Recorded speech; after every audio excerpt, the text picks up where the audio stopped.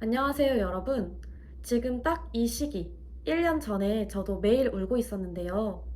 1년 전 저는 저희 스터디원들이 저보다 10점에서 20점 정도 점수가 더 많이 나왔어요. 저는 매번 30점대였기 때문에 나만 너무 못하나라는 생각에 너무 불안했고 또 너무 답답했습니다. 특히 아침에는 막 활기차게 계획 짜고 열심히 하려고 하는데 저녁 먹고 어두컴컴해진 하늘을 보면 오늘도 내가 한 게 없구나. 오늘도 참 못 살았다. 라는 생각에 좌절하고 너무 슬펐던 것 같아요. 그랬던 제가 실제 시험에서 가장 높은 점수를 받을 수 있었던 이유를 지금부터 말씀드리겠습니다. 모의고사의 진짜 목적은 무엇일까요?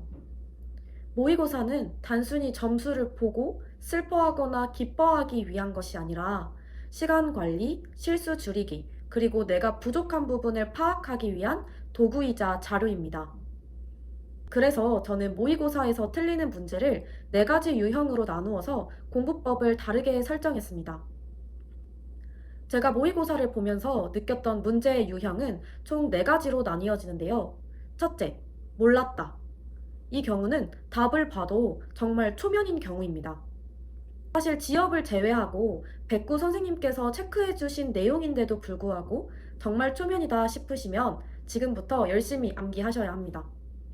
뇌에 공간이 없는 것 같지만 무조건 암기하고 말을 하다 보면 결국에 외워지긴 하더라고요. 제가 외울 때 했던 방법을 말씀드릴게요. 저는 원래 손으로 쓰면서 외우는 스타일입니다. 그런데 진짜 너무 시간이 없어서 바꿨습니다. 인풋과 아웃풋을 대부분 말로 하기 시작했어요. 내체표처럼 써봐야 하는 거는 노트북을 사용하거나 무소음 키보드로 독서실에서 아웃풋했습니다. 그 전체를 말로 해보고 그 다음에 눈 감고 아웃풋 해보고 마지막으로 개념을 보면서 그 키워드들을 떠올리기 시작했어요. 그리고 부족한 부분이 있다면 저는 따로 시간을 빼서 추가적으로 공부하는 것을 추천드립니다.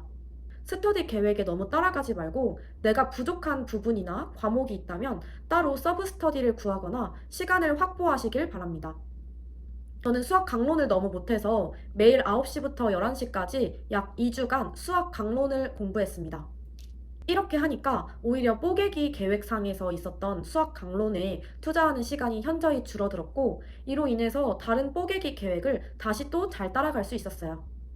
만약 시간이 너무 부족하다면 뽀개기 계획 중에서 내가 자신 있는 부분은 넘어가고 자신 없는 부분을 지금 하기 시작하셔야 돼요. 그리고 두 번째 유형은 키워드가 없는 경우입니다.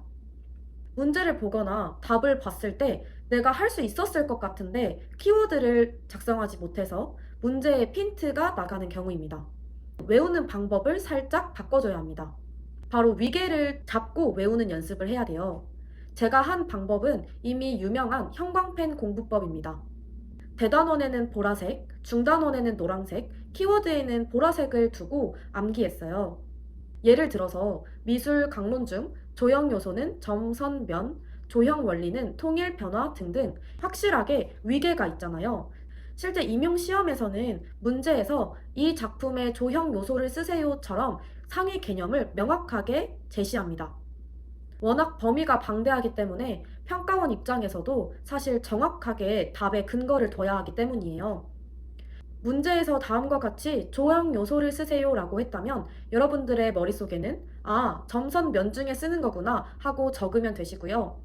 점선 면 중에 헷갈린다면 소거법을 이용하시면 돼요. 점도 아니고 선도 아니고 그럼 면이다 라고 생각하고 면이라고 체크해 주시면 답의 근거도 확실하고 핀트도 나가지 않을 거예요. 그리고 또 위계를 잘 알 수 있는 방법으로 연습 문제를 활용했습니다. 저는 연습 문제를 다 풀지 못하였는데 위계가 너무 머릿속에서 잡히지 않은 경우에는 연습 문제를 활용했어요.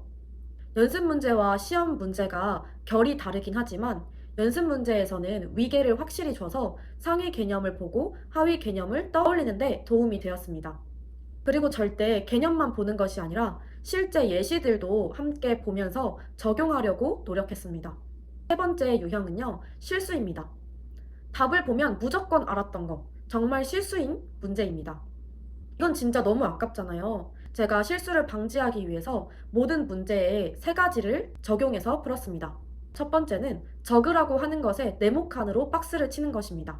예를 들어서 개념을 적으시오, 두 가지를 적으시오와 같이 문제에서 요구하는 부분에 네모칸을 쳤어요. 두 번째, 지문의 앞, 뒤를 무조건 꼼꼼히 읽는 것입니다. 물론 처음부터 보면 좋지만 시간이 부족하다면 저는 지문의 앞, 뒤만이라도 꼼꼼하게 보고 정독할 것을 추천드립니다. 세 번째, 항상 의심하는 거예요. 키워드가 한 개인데 2점이다? 그러면 이상한데 왜 2점이지? 라고 의심을 했습니다. 근데 무조건 이 의심에 파고들어서 시간을 허비할 필요는 없습니다. 그냥 단지 모든 문제를 풀 때 그 마인드를 적용하는 거예요.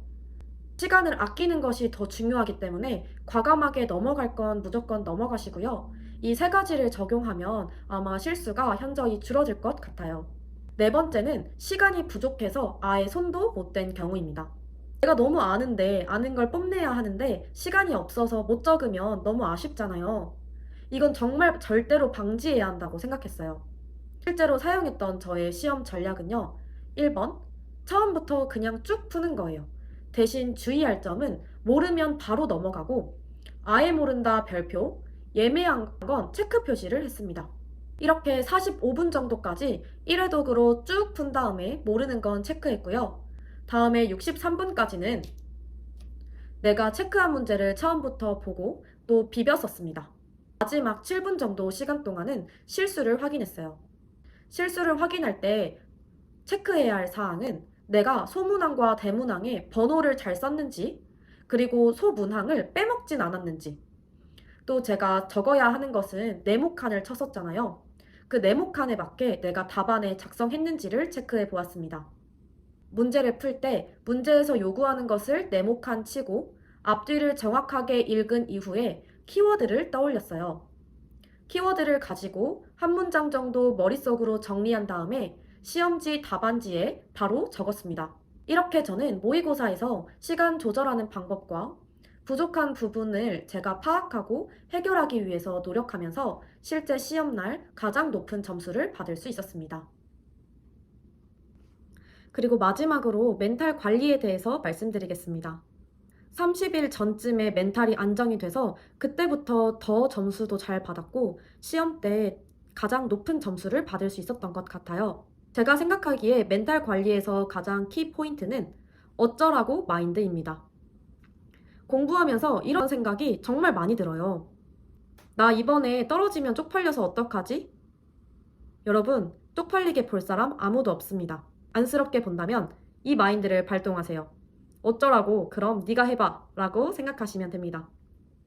나는 왜 이렇게 못할까? 내가 어떻게 교대에 왔지? 내 친구들은 다 잘하는 것 같은데? 라고 생각했다면 여러분, 교대까지 왔으면 이미 똑똑하고 잘난 사람들입니다. 단지 지금 임용시험 방식이 여러분들과 맞지 않을 수 있다고 생각해요. 어쩌라고 마인드를 발동해서 이 시험이 안 맞는 거야. 나보고 어쩌라고 라고 생각하시면 좀 마음이 편해지실 거예요.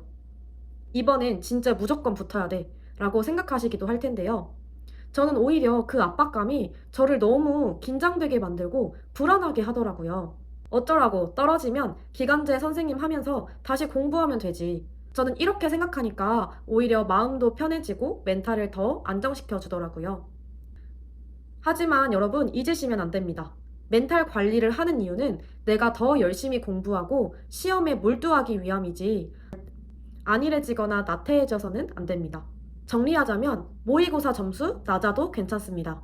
중요한 건 문제 유형별로 전략적으로 대응하는 것입니다.